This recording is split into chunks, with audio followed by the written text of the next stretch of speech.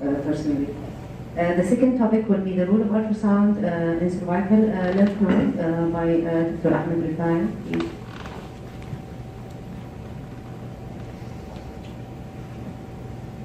Dr. Ahmed Refaey is a consultant radiologist in Prince Sultan Military Medical City in Riyadh. He has his MBBCH in Alexandria University, master degree of radio diagnosis in Ain Shams University in Egypt, fellowship in radio diagnosis from Royal College of Radiologists in London, UK.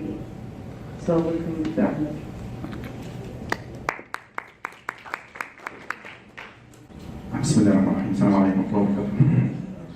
Thank you, Dr. Alia, for your kind invitation. Thanks a lot for all of you for your attendance. My talk will be about the ultrasound of neck lymph node. This is the ultrasound classification for the cervical lymph nodes. Actually, it's different from the surgical classification and oncological classification, which include the prelaryngeal and the paratracheal and the mediastinal lymph nodes, which of course is not suitable to be examined by ultrasound. That's why this is specific classification for cervical lymph nodes by ultrasound. It includes 8 groups, group 1 up to group 8. Group 1, which is the submental group. Group 2, submandibular. Group 3, parotid group. Group 3, 4, 5 is along the internal jugular vein. Group 7, supraclavicular node, and group 8 is the posterior cervical lymph node. Can ultrasound differentiate between different lymph nodes in the neck? Yes, it can.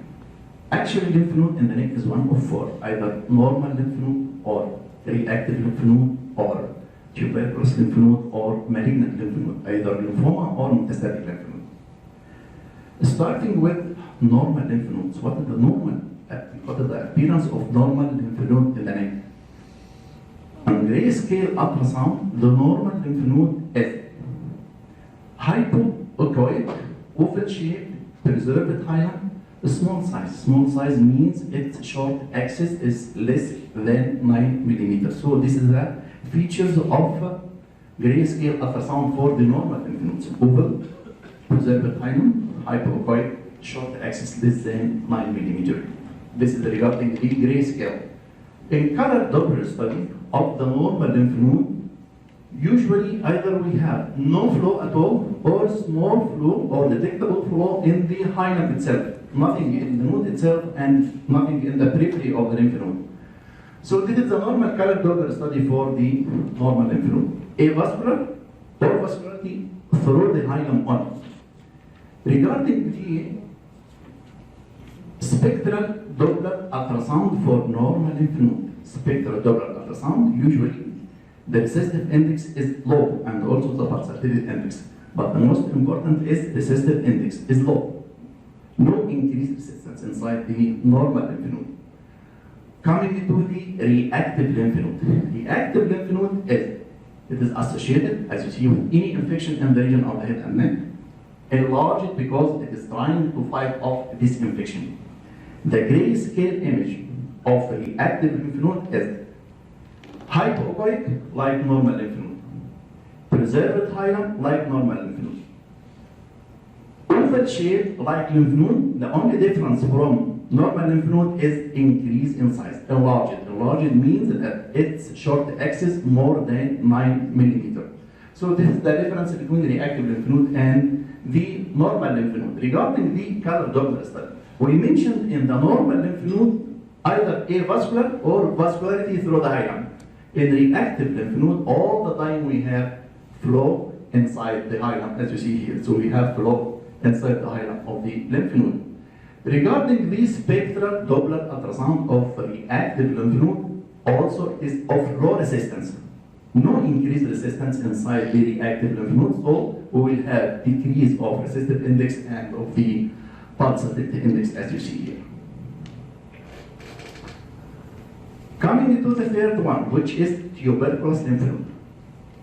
A grayscale ultrasound, the tuberculous lymph node is either, it is hypoechoic without echogenic hilum. So here we have loss of the normal hilum, normal echogenic hilum, it's not there. So hypoechoic without echogenic hilum, oval shaped like normal or sometimes rounded.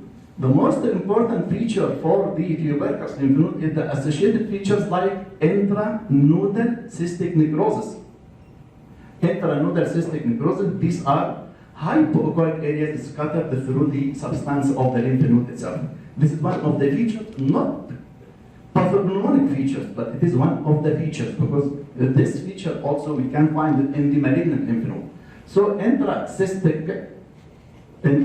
cystic degeneration or necrosis is one of the features of tuberculous lymph node. One of the most common features, and I can say that it is pathognomonic for the tuberculous lymph node, is matted together, nodal matting.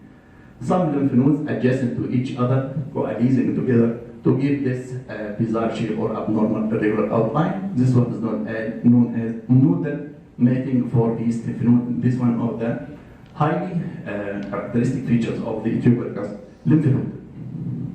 The last one we can also have some soft tissue edema adjacent to the tuberculous lymph node. Regarding the color Doppler and spectral Doppler, the vascular distribution in tuberculous lymph node, it is not specific for tuberculous lymph nodes because can give us the criteria of benign and give us also the criteria of malignant behavior. So ignore now the color Doppler and spectral Doppler features of tuberculous lymph node until discussing the malignant lymph node. Malignant lymph node is one of two things, either if it is metastatic lymph node or lymphomatous lymph node. Starting with metastatic lymph nodes, what are the ultrasound features of metastatic lymph node? In grayscale ultrasound, it is hypoechoic, it is rounded, so the first features, loss of its normal oval appearance. So rounded as you see here, and here, and here, without echogenic hilum, as you see here, so loss of normal echogenic hilum. This is the second feature of metastatic lymph node. The third one, which is plus or minus some additional features. What are these additional features?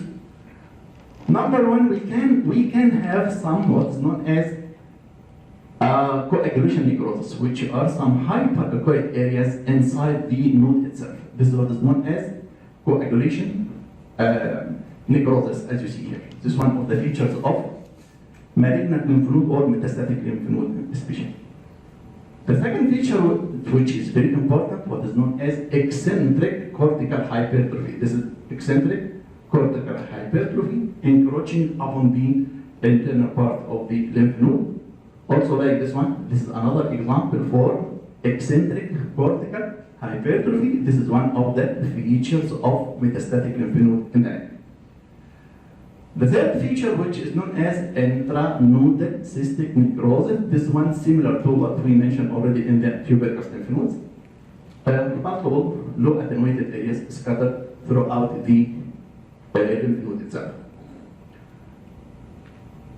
The feature after that is ill-defined border of the lymph node. This is due to extracapsular spread. You cannot define the capsule of the node itself. You cannot see the outline of the node, but it is infiltrating to the adjacent structure. This is one of the features of metastatic lymph node or malignant lymph node. In some cases of metastasis, especially in cases of thyroid carcinoma, we can have some punctate calcification inside the metastatic lymph node, giving its a little bit hyper-echo pattern in comparison to the other structures. So this is one also of the additional features of metastatic lymph nodes. This is one of features of metastatic lymph nodes. Here we have internal cystic necrosis in the lymph node, as you see here. Coming to the lymphomatous lymph node, in grayscale, rounded like metastatic lymph node, hypoechoic like metastatic lymph node, without echogenic hilum also like metastatic lymph node. But one of the features of lymphomatous lymph node, it has internal reticulation, as you see here, some internal reticulation. This one is one of the features of lymphoma or lymphomatous lymph node. This is example for malignant lymph node, hypoechoic, rounded, loss of its normal hilum. This is very important feature of malignant lymph node, either metastatic lymph node or lymphomatous lymph node by color Doppler study. What do we have?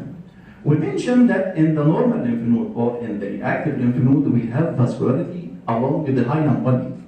But if we have vascularity along the periphery or mixed vascularity, this is one of the features of malignant lymph node, either metastatic or lymphomatous. So this is very important. If you have peripheral or mixed vascularity of the lymph node, this is one of the characteristic features of malignant lymph node. Another example, very clear here, we have peripheral vascularity by Doppler study. So this is malignant lymph node. Another example, we have peripheral vascularity along with the rounded lymph node here. So this is features of malignant lymph node. Another example, we have mixed and peripheral vascularity of the lymph node. So all of these are different types of malignant lymph node, either lymphoma or metastasis.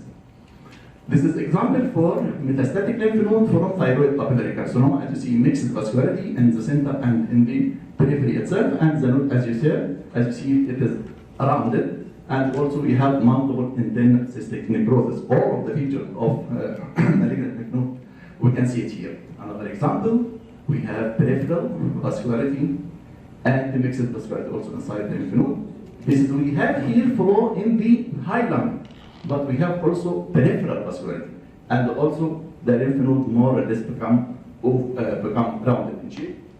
So this is also features of malignant lymph node. Example again for malignant lymph node, what do we have here? We have three features. We have rounded nodule lymph node, we have peripheral, and we have internal cystic necrosis. So all of these are features of malignant lymph node. Spectral Doppler study for the malignant lymph node is very important. We have increased resistive index. What is the meaning of increased resistive index?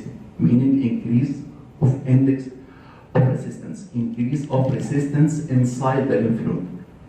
What is the cause of increased resistance inside the lymph node, the malignant lymph node, either metastatic or lymphoma?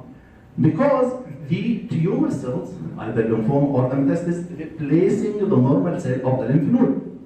So the tumor cells is rigid cells, compressing the intranodal blood vessels. That's why it's causing increased resistance in the lymph node. This is against or contrary to the reactive lymph node, which we have hyperemia, and the hyperemia causing vasodilation, and vasodilation causing decreased resistance in the lymph node. That's why we have increased resistance in cases of malignant lymph node, and we have decreased resistance in any case of inflammatory lymph node due to internal hyperemia. That's why we said tuberculous lymph node, it can give features of malignancy in cases of increased resistance, and also tuberculous lymph node, there is inflammation, and inflammation can cause vasodilation, and the vasodilation can cause also increased resistive index.